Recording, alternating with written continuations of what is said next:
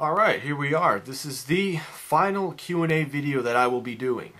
Now, if you're not already aware, last year I did a monthly Q&A series that stopped in June of 2008. That was the last one that I did. So these questions presented here are about a year and a half old. But better late than never, so let's get going. First question. What are your thoughts on the term next gen? To elaborate the question more, the 360 is going to be 3 years old soon. The PS3 and the Wii will be 2 years old soon, yet the term next gen is constantly being used by gaming sites, magazines, reviewers, and marketers. Any feedback on this? Okay, before I answer this, just want to point out that this was asked a year and a half ago, so add 1.5 years to those time amounts for those aforementioned systems.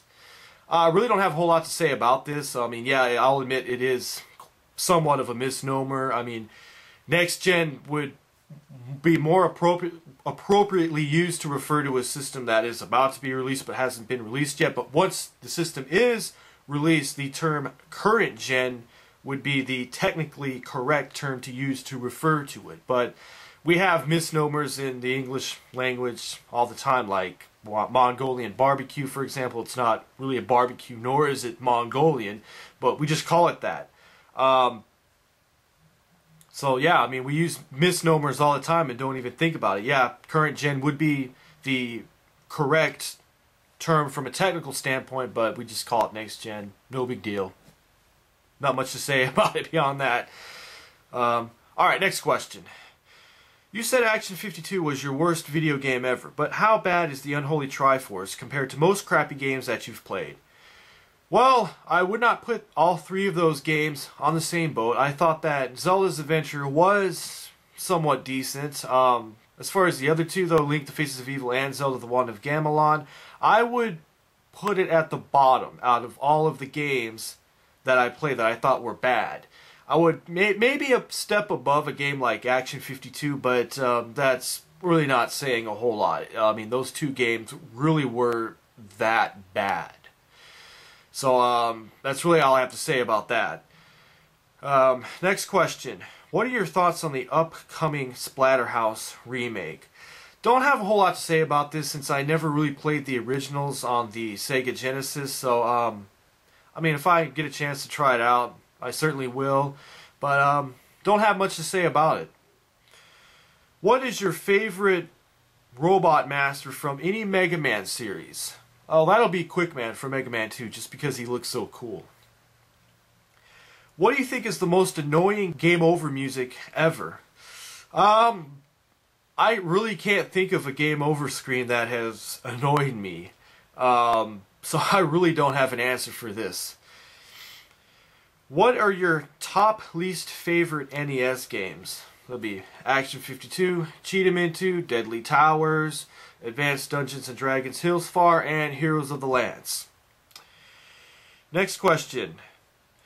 What do you think of the recent Final Fantasy spin-offs like Advent Children, Crisis Core, Dirge of Cerberus?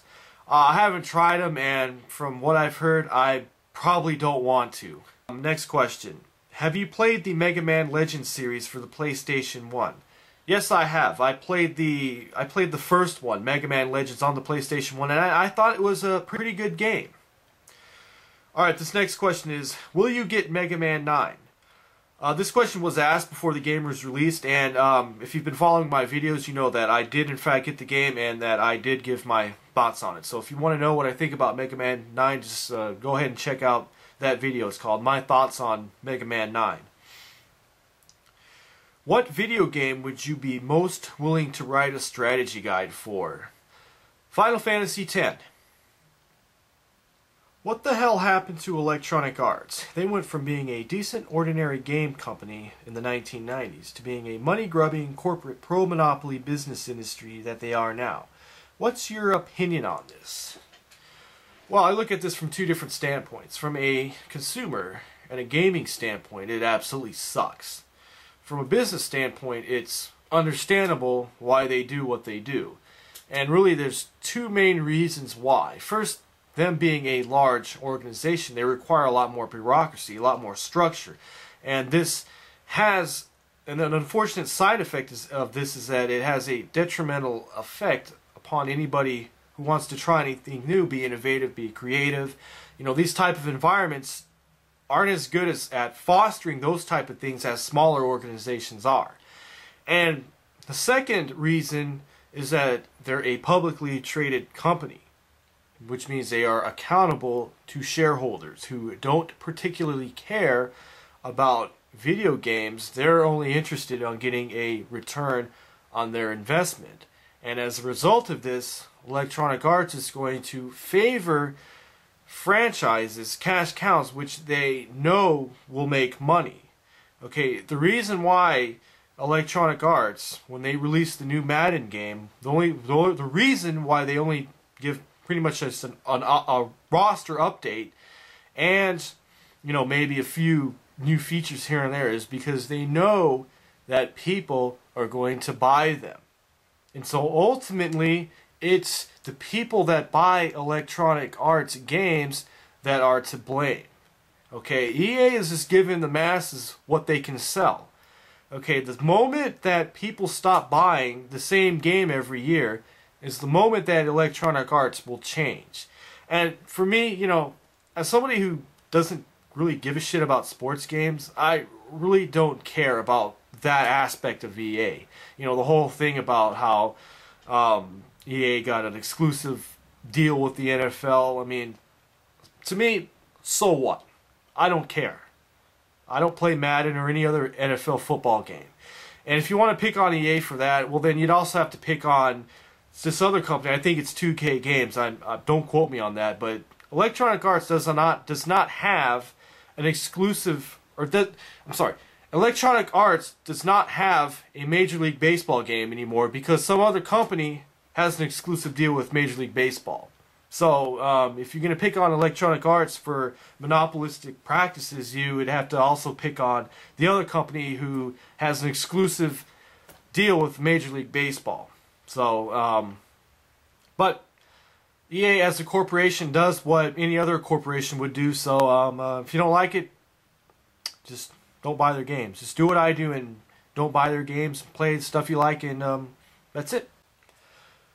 Does the Zelda series get better or worse? In my opinion, they get worse. I'm a big fan of the first 3 Zelda games, 1 and 2 for the NES, and 3 for the Super Nintendo.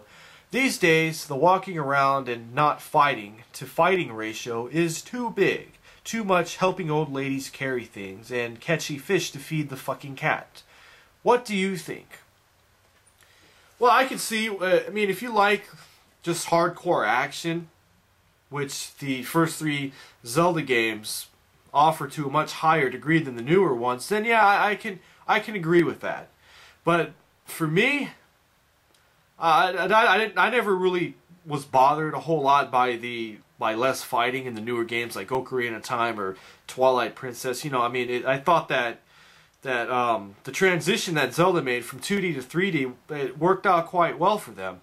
You know, more run. Yeah, it can get kind of slow. I can see where you're coming from, but it's not something that really bothered me a whole lot. So that's all I have to say about that.